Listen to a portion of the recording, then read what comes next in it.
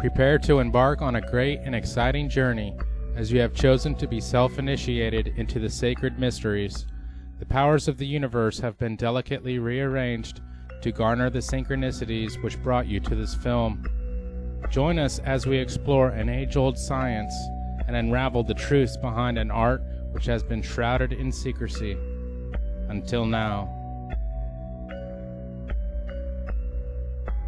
Alchemy is a sacred science that's been practiced for thousands of years.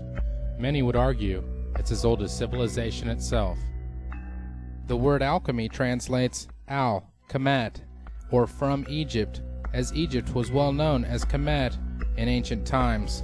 Kemet means the black land, as Egypt was well known for this due to their highly fertile soils along the Nile.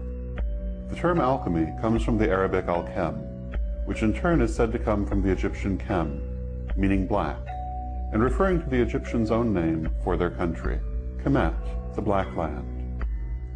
Thus the term alchemy is the origin of the term black art, though the meaning is very different than that later ascribed to this phrase. However, others say that the word comes from the Greek chemi. Considering that the Egyptians and the Greeks were in close contact for hundreds of years, and that the Greeks in fact ruled Egypt through the Ptolemaic dynasty for 300 years, and that each seriously influenced the culture of the other, the term could very well be a play on both words. The Hellenistic era, and Hellenistic Egypt in particular, was a very fertile time in the history of magic. Ancient forms of magic met and merged, creating new disciplines. Magical forms still very much in use today, such as Hermeticism and Alchemy, have their origin in Hellenistic Egypt. Much of alchemy is highly misunderstood and has been kept secret in a variety of magical and fraternal organizations. The list of alchemists is known to originate with Thoth, who is widely credited for being the author of science, religion, mathematics, geometry, philosophy, medicine, and magic. Thoth is said to bring to civilization the calculations for the establishment of the heavens, stars, earth, and everything in them. In other words, matter. Compare this to how his feminine counterpart, Mot, was the force which maintained the universe, otherwise, spirit. The unification of matter and spirit became a centerpiece in alchemical thought. As the teaching spread, Thoth became known in other cultures as the Greek god Hermes. The two formally became the same as Hermes Trismegistus, of which he is currently known. This was the birth of the Hermetic tradition, and remains the same in many aspects today. One of the foundational manuscripts of alchemy is known as the Emerald Tablet, which is said to contain the secrets of the art. Many translations are available. Perhaps one of the most well-known was done by Isaac Newton. "'Tis true without lying, certain and most true. That which is below is like that which is above, and that which is above is like that which is below, to do the miracles of one only thing. And as all things have been and arose from one by the meditation of one, so all things have their birth from this one thing by adaptation. The sun is its father, the moon its mother. The wind hath carried in its belly, the earth its nurse. The father of all perfection in the whole world is here. Its force or power is entire if it be converted into earth. Separate thou the earth from the fire, the subtle from the gross, sweetly with great industry. It ascends from the earth to the heaven, and again it descends to the earth, and receives the fourth things superior and inferior. By this means you shall have the glory of the whole world, and thereby all obscurity shall fly from you. Its force is above all force, for it vanquishes every subtle thing, and penetrates every solid thing. So was the world created. From this are and do come admirable adaptations, whereof the means or process is here in this. Hence I am called Hermes Trismegistus, having the three parts of the philosophy of the whole world. That which I have said of the operation of the sun is accomplished and ended." Famous alchemists have included the likes of Pythagoras, Galileo, Da Vinci, and Isaac Newton. Newton was not only the father of physics, he tried to be the father of chemistry as well, except back then in the 1600s they called it alchemy. So we have to realize that science, as noble as it is, has very humble beginnings. In fact, Many researchers feel very strongly about how important the teachings were and the influence alchemy has had on many of the great minds of our time. The secret teachings were known as esoteric or occult or symbolist teachings and were held to contain the secrets of the universe and the keys to great magic. Those who were allowed to receive the mysteries often went on to join a who's who of historical movers and shakers. Pythagoras, Plato, Aristotle, Galileo, Copernicus, Da Vinci, Kepler, Isaac Newton, Napoleon.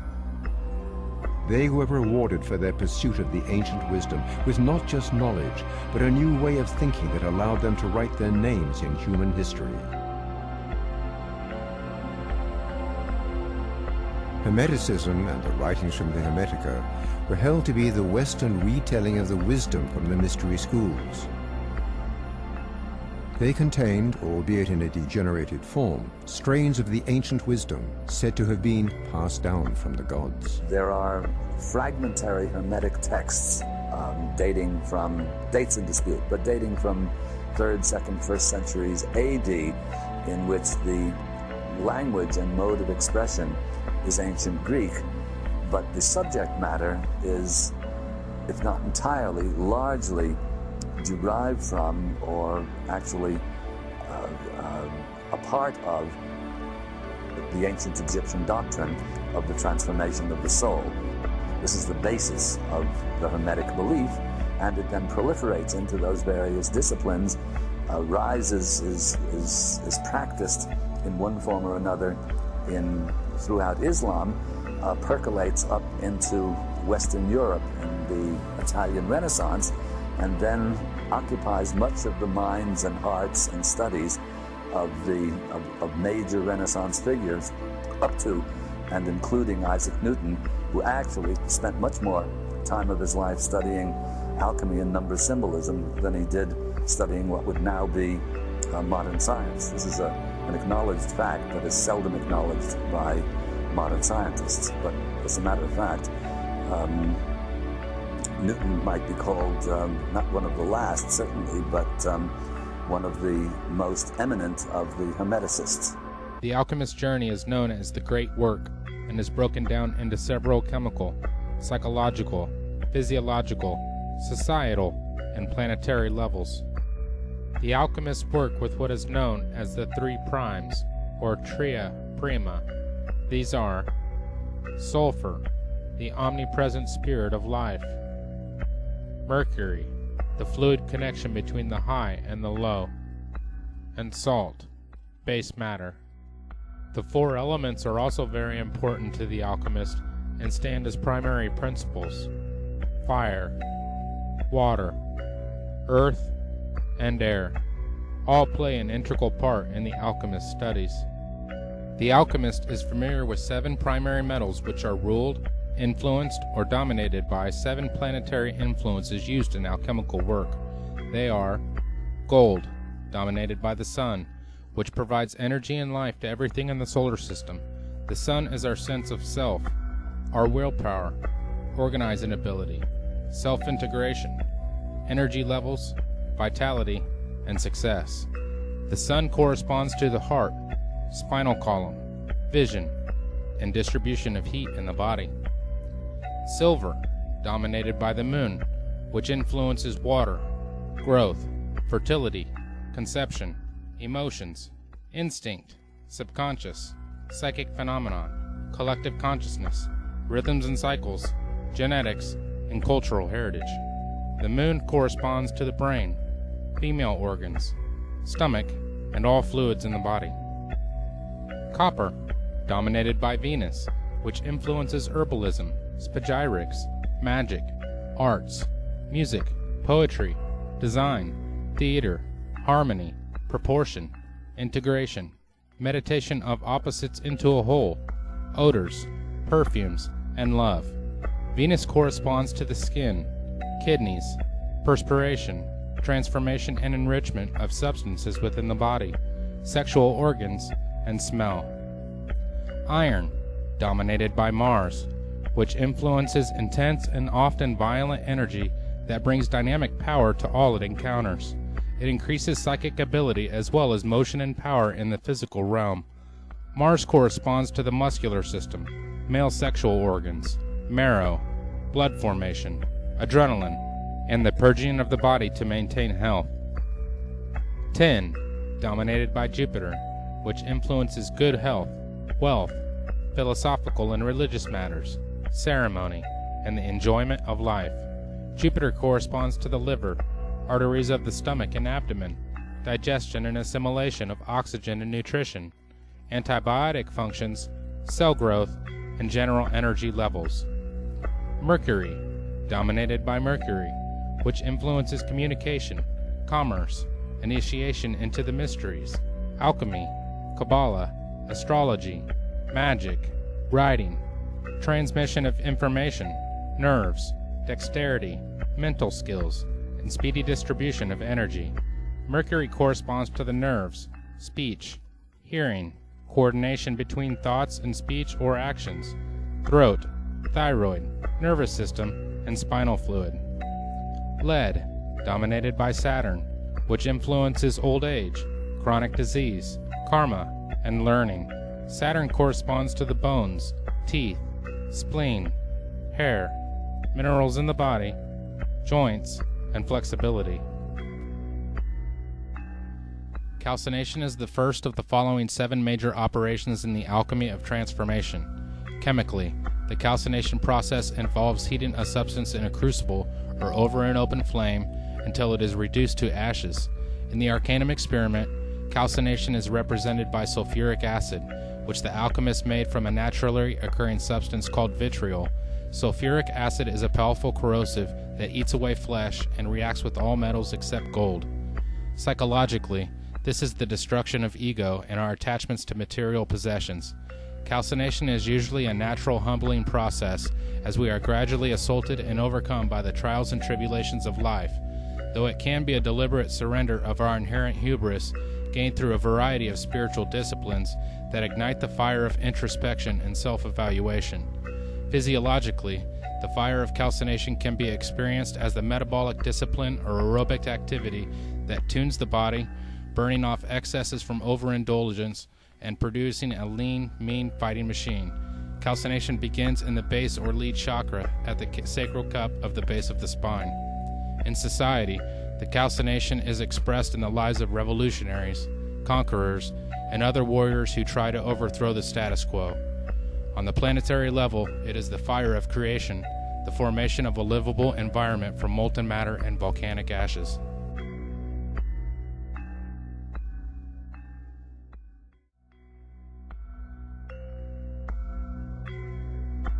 Dissolution is the second major operation in the alchemy of transformation. Chemically, it is the dissolving of the ashes from the calcination in water. In the Arcanum experiment, dissolution is represented by iron oxide or rust, which illustrates the potentially corrosive powers of water on even the hardest of metals. When processed, vitriol breaks down into sulfuric acid and iron oxide, which are the first 2 arcana or secret ingredients. The Egyptians smelted iron as far back as 1500 BCE and used iron compounds in tonics and disinfectants.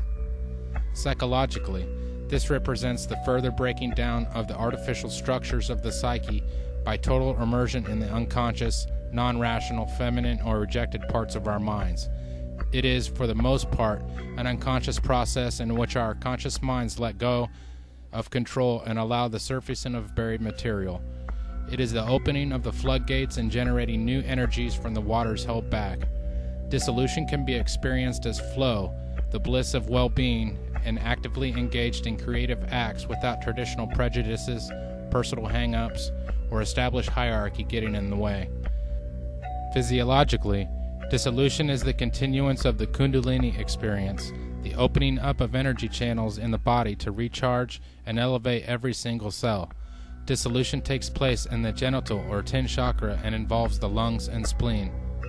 In society, the process of steady growth through gradual dissolution is examined by agrarian, monastic, or agricultural-based lifestyles. On the planetary level, dissolution is the great flood, the cleansing of the earth of all that is inferior. Separation is the third operation of transformation in alchemy. Chemically, it is the isolation of the components of dissolution by filtration and then discarding any ungenuine or unworthy material. In the Arcanum experiment, separation is represented by the compound sodium carbonate, which separates out of water and appears as white soda ash on dry lake beds. The oldest known deposits are in Egypt. The alchemists sometimes refer to this compound as natron, which means the common tendency in all salts to form solid bodies or precipitates. Psychologically, this is the process of rediscovery of our essence and the reclaiming of dream and visionary gold previously rejected by the masculine, rational part of our minds. It is, for the most part, a conscious process in which we review formerly hidden material and decide what to discard and what to reintegrate into our refined personality. Much of this shadowy material is things we are ashamed of or were taught to hide away by our parents, churches, and schooling. Separation is the letting go of the self-inflicted restraints to our true nature so we can shine through.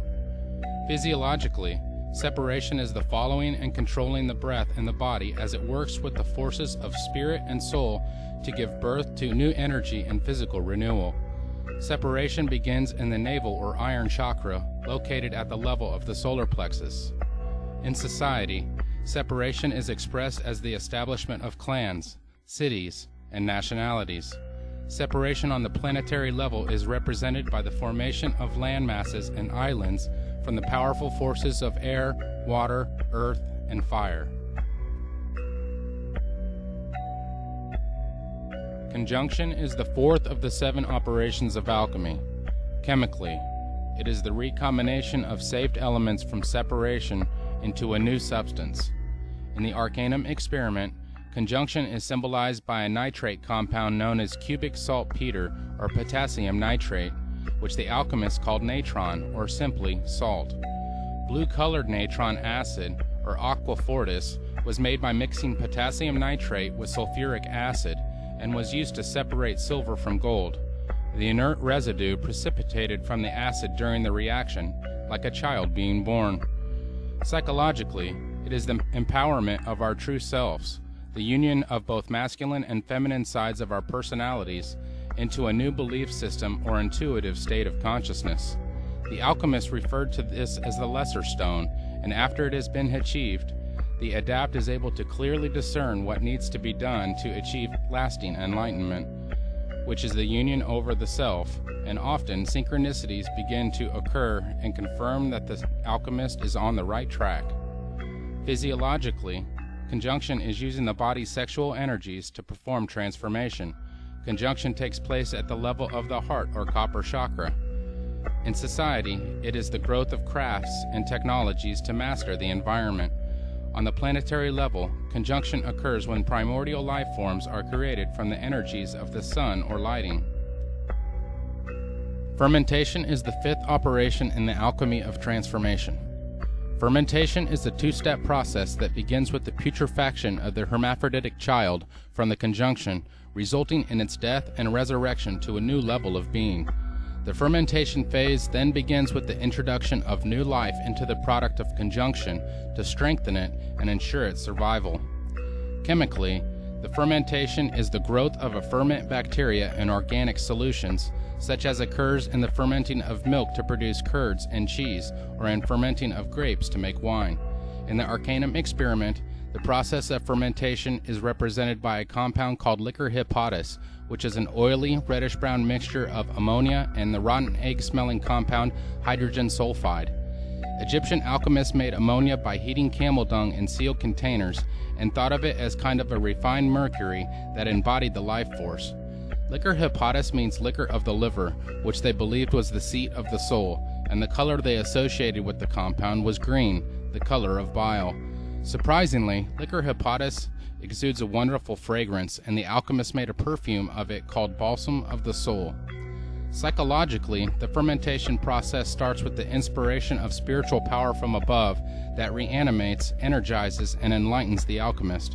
Out of the blackness of his putrefaction comes the yellow ferment, which appears like a golden wax flowing out of the foul matter of the soul. Its arrival is announced by a brilliant display of colors and meaningful visions called the peacock's tail.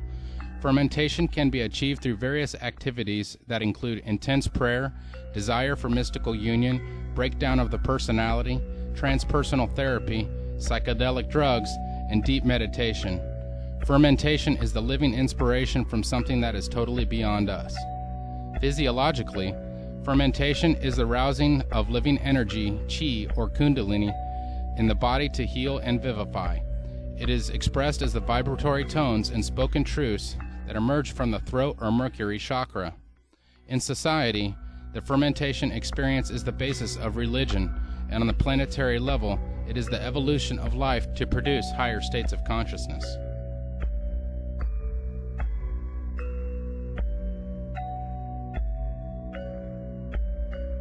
Distillation is the sixth major operation in the alchemy of transformation. Chemically, it is the boiling and condensation of the fermented solution to increase its purity, such as takes place in the distilling of wine to make brandy. In the Arcanum experiment, distillation is represented by a compound known as black pulvis solaris, which is made by mixing black antimony with purified sulfur. The two immediately clump together to make what the alchemists called a bezoar, a kind of sublimated solid that forms in the intestines and the brain. Psychologically, distillation is the agitation and sublimation of psychic forces is necessary to ensure that no impurities from the inflated ego or deeply emerged id are incorporated into the next and final stage. Personal distillation consists of a variety of introspective techniques that raise the content of the psyche to its highest level possible, free from the sentimentality and emotions, cut off from even one's personal identity. Distillation is the purification of the unborn self, all that we truly are and can be. Physiologically, distillation is the raising of the life force repeatedly from the lower regions of the cauldron of the body to the brain, what Oriental alchemists called the circulation of the light, where it eventually becomes a wondrous, solidifying light of power. Distillation is said to culminate in the third eye area of the forehead at the level of the pituitary and pineal gland in the brow or silver chakra. In society, distillation is experienced as a science or objective experimentation. On the planetary level, distillation is the realization of the power of higher love as the life force from the entire planet gradually seeks to become one force in nature based on a shared vision of truth. Coagulation is the seventh and final operation of transformation in alchemy. Chemically, coagulation is the precipitation or sublimation of the purified ferment from distillation. In the Arcanum experiment, coagulation is represented by a compound called red pulvis solaris, which is a reddish-orange powder of pure sulfur mixed with a therapeutic mercury compound, red mercuric oxide. The name pulvis solaris means powder of the sun, and the alchemists believed it could instantly perfect any substance to which it was added. Psychologically, coagulation is first sensed as a new confidence that is beyond all things, though it may be experienced as a second body of golden coalesced light, a permanent vehicle of consciousness that embodies the highest aspirations and evolution of the mind. Coagulation incarnates and releases the ultimate materia of the soul, the astral body, which the alchemists also referred to as the greater or philosopher's stone. Using this magical stone, the alchemists believed that they could exist on all levels of reality. Physiologically, this stage is marked by the release of the elixir in the blood that rejuvenates the body into a perfect vessel of health. A brain ambrosia is said to be released through the interaction of light from the phallic-shaped pineal gland and matter from the vulva of the pituitary. This heavenly food, or viaticum, both nourishes and energizes the cells without any waste products being produced. These physiological and psychological processes create the second body, a body of solid light that emerges through the crown or gold chakra. In society, it is the living wisdom in which everybody exists on the same light of evolved consciousness and knowledge of truth. On a planetary level, coagulation is the return to the Garden of Eden, this time on a higher level in tune with the divine mind.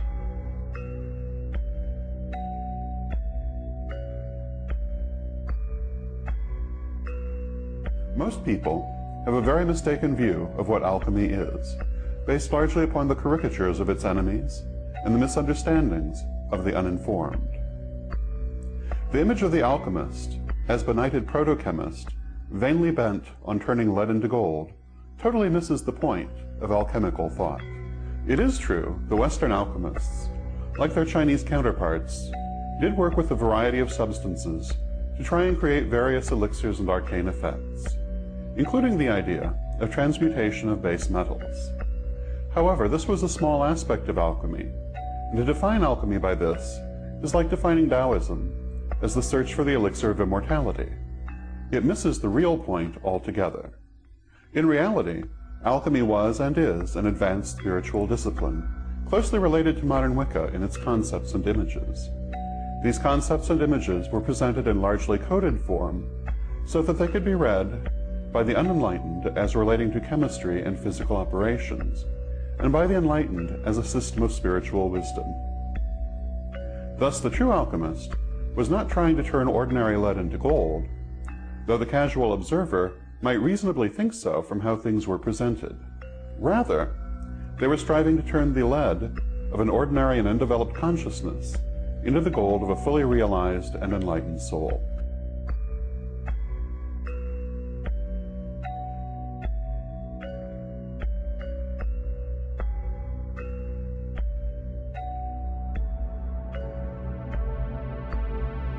The successful result of the alchemical process was the creation of the philosopher's stone. Like a true symbol, the steps can be applied to many things. It is the process, the machine.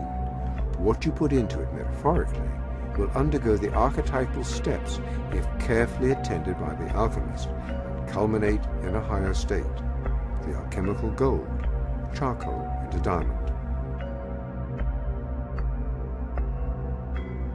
When we use charcoal as the focus of an alchemical operation, we begin by recognizing that its essential ingredient, carbon, is the materia prima that will emerge perfected as the diamond. When the charcoal undergoes the cleansing fire and a stress of geological proportions, it is hardened into a perfect, impenetrable diamond. It becomes itself the geometric map of perfect universal order. From the highest spiritual registers to the lowest physical realms, the universal order can be seen as the lattice which guides the growth of the vine, as an archetype that guides and supports life on the material plane. While many agents can be introduced into this machine and undergo the archetypal steps to its perfection, the one to which the most closely guarded alchemical allegory and occult law is addressed is consciousness itself. This is the essence of the great work, the application of this special key to this mysterious universal formula. The key directs the alchemical process to the materia prima of our very consciousness, our awareness, ourselves, mental selves or spiritual selves. Consciousness is the materia prima.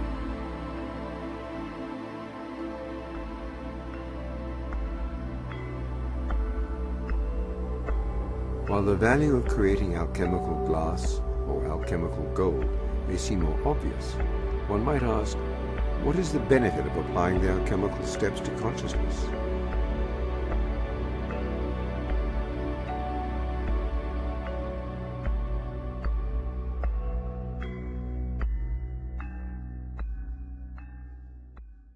Like modern Wicca, alchemy saw the world as a male-female duality.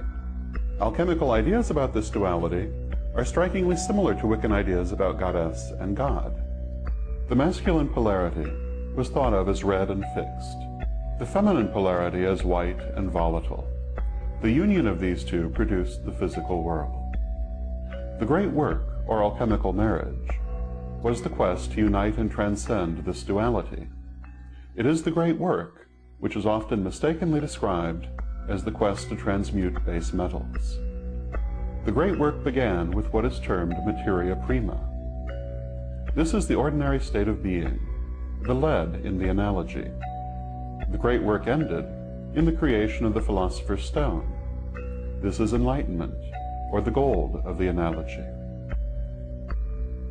The materia prima was considered to have both a masculine and a feminine aspect, which were in opposition within it, until brought into alignment through the great work, hence the term alchemical marriage.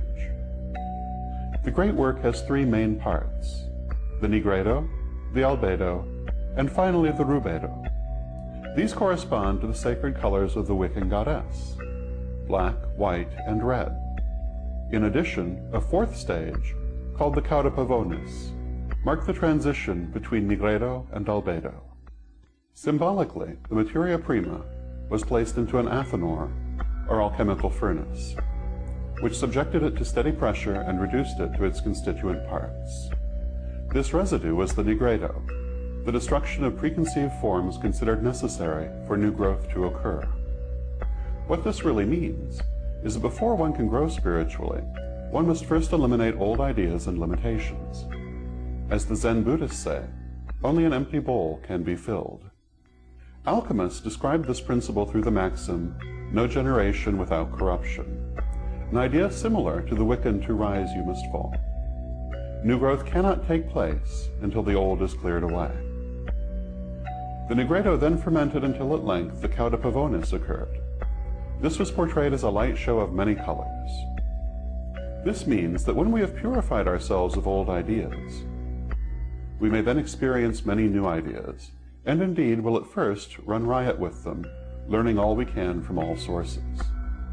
During this period, we may in fact be bedazzled or blinded by the newfound light. But through the application of self-control, we can learn to discern what is helpful to our growth and what is merely entertaining. After the cauda pavonis, the subject must be purified, resulting in the albedo. The albedo is a pure and receptive spiritual state. This means that after initial euphoria, a more controlled spiritual growth may unfold, elevating and expanding the consciousness. Finally, after being subjected to pressure again, the albedo becomes activated as the rubedo. What this means is that spiritual knowledge, to be valuable, must be put into practice. No matter how deep the ideas, or how great the abilities, they mean nothing if they are, as Mabel Heikerel once put it, left on a shelf to gather dust. Thus old ideas must first be transcended. Then controlled spiritual growth can lead to spiritual enlightenment, which must be put into practice to be of value. This is, of course, an oversimplification, in that it is the opposite of the alchemist's own tendency, which was to overcomplication.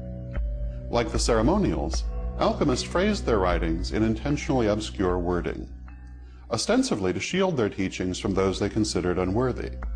It also served to shield themselves from persecution by religious fanatics. Alchemists used a rich symbology that included elemental, planetary, and mineral symbolism, as well as a good dose of ancient paganism. One of the principal themes of alchemical symbolism is the union of opposites, which is expressed in many ways throughout alchemical art. Such familiar figures as the four elements, the twin dragons, and the Ouroboros, the great serpent of the universe eating its own tail, were of great importance in alchemy. The masculine principle was likened to the sun and also to sulfur, while the feminine was considered lunar and likened to Mercury. The inner fire, what we today call the eternal flame or the divine spark, was described as a salt.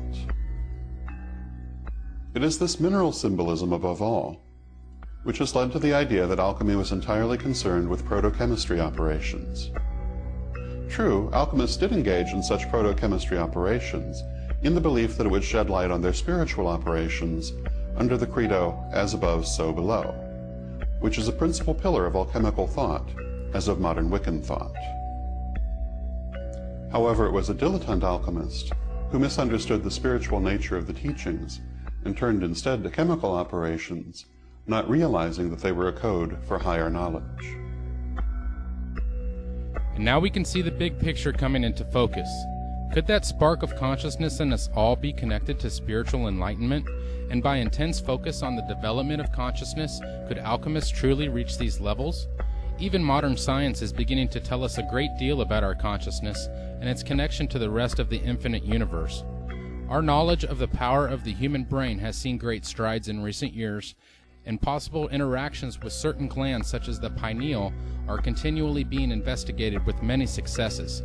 In his groundbreaking book detailing his research, Dr. Rick Strassman outlines his discoveries with the pineal gland and a substance known as dimethyltryptamine, or DMT, while administering the substance to a controlled group of volunteer patients. DMT is the most potent psychedelic known thus far, is highly illegal in nearly everywhere in the world, yet it appears to be produced naturally by our pineal gland during REM stages of sleep, deep meditation, and possibly during fetal development and near-death and death experiences. The patients also reported extremely intense spiritual experiences, many of which were frightened to a fear of death due to its intensity. Could this be the sacred and mysterious, divine nectar-like substance produced in the brain during the latter levels of spiritual enlightenment, as described by the alchemists? These questions have profound implications, as much of this knowledge has been occult or secret, found only in magical and hermetic societies. Millions of Hindus bathe where the sacred Ganges and Juma rivers meet. The scriptures tell how the divine nectar, which is said to confer immortality and everlasting bliss, was once spilled into the rivers during an epic fight between the demons and the gods. They believed that from their scriptured legends, they might be able to thereby speed their way to nirvana and be spared the pain of countless rebirths in man's universe. Amazingly, this appears to be a universal aspiration of the alchemist as well. Many say the substance occurs as the activation of the Ajna chakra, or third eye, takes place. This is where the sun and the moon, the masculine and feminine, right and left brain become balanced and synergistic. This makes sense scientifically, where the brainwave patterns of each hemisphere could create a magnetic field by this balance in the exact location of the pineal, located within the hypothalamus in the center of the brain. Within nearly every culture that has existed, there is a reference to the activation of the third eye, or Ajna chakra. This is no coincidence, but rather something that even science should be inclined to research due to its statistical probability alone. In actuality, there is quite a bit of substantiated evidence of this sacred science being all that it's described as, and more, when one has the keys to its meaning and applies it diligently to their life. Should alchemy continue to be unknown and hidden within the areas such as the Vatican and secret societies who wish to withhold it from mankind? Or should the knowledge and light be given to those that seek, as Prometheus did when he stole the fire from Zeus and gave it to mankind? This is the story of Eden, which tells us of a God that wants mankind to continue just tending to the garden, not to have a consciousness, not to have spirituality, not to be like him. It is our destiny to re-enter Eden, and freely eat from the tree, and drink from the waters of life. As it is written, surely we will not die, but know that which God knows. By this we realize our true nature and divinity. We must understand that we are truly spiritual beings having a human experience, not humans trying to have a spiritual experience. It is a diligent alchemist who comes to understand the true nature of reality and become the master, the guru, the teacher in their physical, emotional, and spiritual growth, a master of their own destiny. So what happened to the spiritual aspects of alchemy when modern chemistry and physics became common knowledge of that which concerns matter, following the works of Isaac Newton? Much of the interest in psychological and spiritual aspects of alchemy were nearly forgotten in modern science until the work of Carl Jung, who revolutionized psychology by exposing the relationships between alchemy, Platonism, and modern psychology techniques. In fact, he believed, much according to the credo, as above, so below, that one could be understood by understanding the other. I was always looking for something in between, you know, something that linked that remote past with the present moment. And I found, to my amazement, it is alchemy. It is the the basis of our modern way of conceiving things. And therefore, it is as if it were right under the threshold of consciousness. This is a wonderful picture of how the development of archetypes, that means the movement of archetypes, looks when you look upon them as if from above, maybe from today you look back into the past and you see how the present moment has evolved out of the past. And we can construct or even predict. Modern-day philosopher and author Terence McKenna also did a great deal to revive spiritual alchemy and its connection to consciousness and our divine nature, which he consistently reiterated in his many lectures. Everything occurs in the presence of its opposite, and out of that there is generated the friction, the heat, and the light that all comes together in an indissoluble package as part of life. So what I want to talk to you about tonight, and how it relates to unfolding the stone, is the notion of alchemy, of all things. Alchemy, as I'm sure many of you know, is really the secret tradition of the redemption of spirit from matter. But many of you may imagine that alchemy is simply a discredited pre-scientific obsession of unbalanced minds interested in changing base metals into gold, lead into the stuff of commerce. This is the benighted reputation that alchemy has acquired in a century so given over to the literal and the material and the non-spiritual that it's lost all touch with the adumbrations of meaning that vibrate behind the perceptions of the alchemists. The central conception of alchemy is the conception of the philosopher's stone. What is it? It's the universal panacea at the end of time. It's the chocolate cake that your mother made once a week when you were a child. The panis supersubstantialis. It's all things to all men and all women. If you are hungry, you eat it. If you're dirty, you shower under it. If you need to go somewhere, you sit on it and you fly there. If you have a question, it answers it. It's something that the human mind senses in itself and related to, invoked, worshipped over centuries before the slow rise of the patriarchy and rationalism and materialism turned it into a myth, a fairy tale. It is not a myth or a fairy tale. It is the burning primary reality that lies behind the dross of appearances. Alchemy is based on a philosophy called Hermeticism that was developed in the 1st and 2nd centuries by Gnostic thinkers, Greeks, Jews, people inside the Roman Empire as it was beginning to show the first signs of degradation and decay, who felt a profound disaffection with their world, a disaffection that on the scale of those times was as profound as our own existential disaffection. And the Hermetic philosophers drew back from the rise of Christianity with its doctrine of the fall of man and original sin and the stain of Adam and Eve and that whole thing, and took a different tack and made 2 points which I think we need to recover and live out for ourselves. And the first point was that man, which means men and women, human beings, are divine beings, not lower than the angels, higher than the angels. The message of the alchemical and Hermetic thinkers, and the Corpus Hermeticum actually uses the phrase, man is God's brother.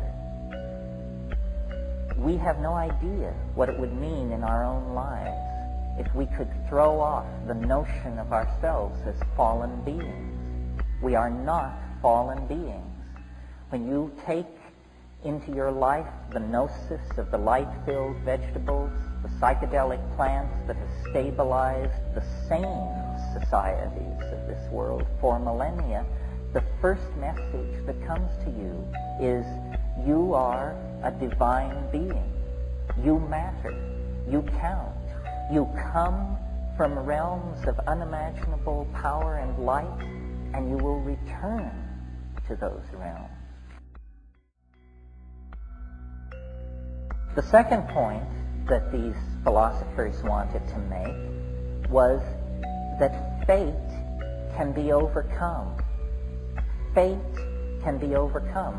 Now, for the Greco-Hellenic world, what that meant was the starry engines of the machinery of fate that they saw strewn across the night sky, because they were intensely aware of the power of the zodiac, the stellar shells inhabited by demons that extended out to the unimaginable imperium of the All-Father that was beyond fate. And into that world of astrological fatedness, which is such a strong idea for the Greek mind, the Hermeticists announced fate can be overcome. And they had a novel answer for how this could be done. It can be done through magic, a word not often enough heard in the present world. The overcoming of fate is achieved through magic, and then the stellar machinery becomes not an invasive force into one's life, but an empowering force. Now, some of us may believe in astrology and some of us may not. We are all strongly influenced by the notion of fate, of our powerlessness in an existential world. Jean-Paul Sartre said nature is mute, and we, embedded in the media-dense, message-dense, programming-dense matrix of these hyper-societies that we have created, often feel, I think, like hapless atoms, running endlessly according to the blueprints and programs of unseen masters, whether it's the banking industry, Madison Avenue, whoever. We tend to disempower ourselves. We tend to believe that we don't matter. And in the act of taking that idea to ourselves, we give everything away to somebody else, to something else. So the rebirth of a sense of the stone and its possibility within each of us entails these two ideas: our divinity and our power to overcome fate. There is no inevitability in our lives unless we submit to the idea of inevitability and then give ourselves over to it. The practice of transcending time and consciousness was also very prevalent in South America, with the Maya in particular, where clocks of stone were designed, created, and heavily used for the purposes of conquering time and consciousness. This also seems to be closely associated with the detailed understanding of astrology and how the earthly realm and spirit realm are connected. Needless to say, the universal truths found in the path of alchemy are deeply embedded in some way into almost every culture. Many say that this information presented to you here should not be told to those who aren't chosen, so to speak, or initiated into a fraternal order which guards it and holds it over the heads of its members, feeding them a diluted version, a little here and a little there. However, this is a crumbling ideology, and it is our belief that we are all chosen, and many of us simply have yet to realize our universal calling.